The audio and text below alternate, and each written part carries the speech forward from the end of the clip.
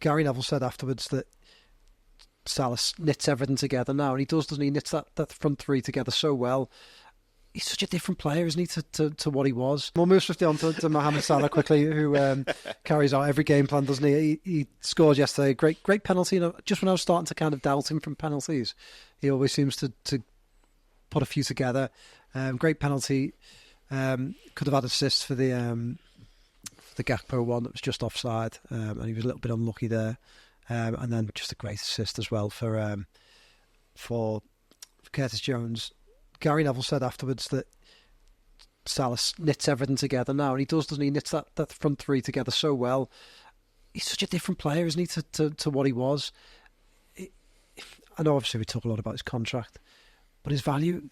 And he always plays as well. He always plays. Is never present. The way he knits things together is arguably just as big. Yeah, and he's always available. I know, which is why when he isn't available, it becomes a massive deal, because you're so used to seeing him there. I think he had a decent game overall, I thought. Yeah. I thought Gusto, wasn't it, he was up against, and I think he kind of got the better of him. And he got the better of Colwell quite a lot. Yeah. As well. So I wouldn't have any complaints to the because there has been a few games recently where he's not been particularly firing on all cylinders, such as at Wolves, and he ended up getting the penalty, scoring the penalty. And what was the first goal? Oh, it was Jota set the first goal, didn't he? At Wolves. Yeah, but he gets his numbers, and there was some stats, I can't remember what it is. Is he like sixth in the all-time goal contributions in Premier League? 232. Yeah. 17 off Henry. It's catching on. Really. So he's not bad. Yeah. I think with Salah, the really impressive thing is that kind of his Liverpool career, if you look at it over how many years it's been now, 7 years, he kind of just reinvents himself every couple of years, doesn't he? And over the last 2 or 3, we've seen him become a lot more of a playmaker. I mean, yesterday, the amount of times he tried that kind of outside of the boot, the ball, I mean, obviously he could have a laugh and a joke about it, but I mean his passing, I think it goes so under the radar for people who probably don't watch Liverpool regularly. They just it was that pass that set up the goal and that pass that put Jota away for the thingy. So but like that's what I'm saying. The one that kind of led to the tossing and Jota, kerfuffle or whatnot. Like people probably look at that and think kerfuffle's a great word, isn't it? Well, kerfuffle is just a good people word. Probably look at that and think you've saved yourself from flowers there. You go strong comeback.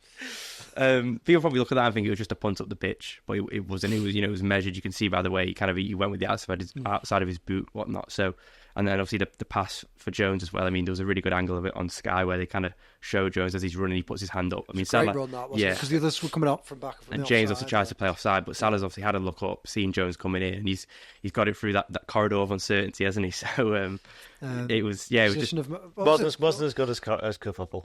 Well, it was all downhill from here. But corridor of uncertainty is I'm correct. trying to think of the position of most opportunity. What was that? What was that? The FA coaching in like the early 90s. The early 90s. The position of most even I can't remember that far back. She can. Sorry, Keifer, I've just ruined what you said for no reason. My point is that Salah, there's all this debate about his age and his value to Liverpool, but if you're judging on the evidence of the past 6 or 7 years, that he will reinvent himself again, and as whether it be on a physical side up against someone like Colwell. I remember on the opening day of last season at Stamford Bridge, Colwell had just obviously come into the Chelsea side, and he gave Salah a really tough game, and Salah got substituted for Ben Doak that day, didn't he? And there was kind of a bit of not outrage, but Salah really wasn't happy. Was there a kerfuffle? There nearly was. I think that happened later at West Ham in the season. But Colwell's not an easy defender to go up against, and I think as I say, Salah showed from a physical point of view, but also from a technical point of view, that he's just kind of continue going to be up there. That's it. Yeah, I mean, obviously we had the news that Van Dijk has confirmed that they are talking to him, so you should imagine that they would be there with Salah and Trent as well. But I just do hope that they get the Salah deal worked out, and they can, because I think Carragher again said in an analysis yesterday that for Salah, surely the ambition is to just keep moving up those charts. I mean, he's not far behind Fowler now, is he? As I've said time and again on this podcast, that they're not going to get any fee for either Van Dijk or Salah ever. And I think certainly with Salah, if they come up with a 12-month rolling contract, which you've got until, I don't know, the start of January to decide whether you want to renew or not, because then you can go and speak to them, then everybody knows the situation. I think everybody will be happy with that. Yep, certainly. And the thing with Salah as well, sorry, just to jump in, is that he's not going to build a legacy anywhere near as close as what he's done at Liverpool in the final 4 or 5 years of his career. You'd imagine once he leaves Liverpool, he'll probably play for 2 or 3 more clubs, probably do 2 years, in Italy, 2 years in Saudi Arabia or wherever. So, like, why would you kind of exchange that to kind of continue building on? If he stays here for another 2 or 3 years, he's done 9-10 years at Liverpool, and by that point, he's probably, second or third on the all-time scoring charts, isn't he? And probably in that conversation alongside Gerrard and Dalglish. Unless you were one, I don't see any reason why he would at this stage of his career, but unless you were moving for the lifestyle, in like in Italy, what would be the point? You may as well.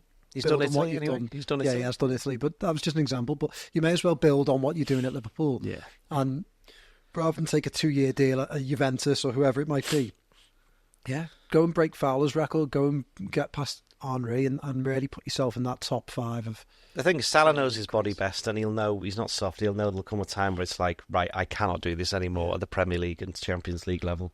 That's obviously not there yet, so... Maybe he's thinking, I want to see what I feel like in February or something like that. But you even look at like Ronaldo and stuff, and obviously there's a lot of comparisons between the two in terms of, the kind of the shape they've been able to keep themselves in. Ronaldo was playing in the Premier League at such a young age. He was a Portugal international from such a young age as well. Salah didn't have that. I mean, I know he played in Egypt and probably didn't have the kind of care for his body that Ronaldo had at that age. But in terms of miles on the clock and stuff, like, it will be nowhere near compared to what Ronaldo had at the same age. Sure. Yeah, he was playing for United when he was 18. Exactly, and he was, a starter and whatnot. The thing is, well, you can't tell me that he won't want another crack at the Champions League or another couple of cracks at that. I mean, he's kind of done the hard yards of being in the Europa League last season. Why would he go now again? Yeah, you would think so. It's just a number, isn't it? I think I can't imagine Salah and his agent agreeing to vastly reduced wages. They just don't strike me as those type of characters. Not in a greedy way, but almost in a this is my value. Yeah. And I'm not going to compromise on my value. So we shall see.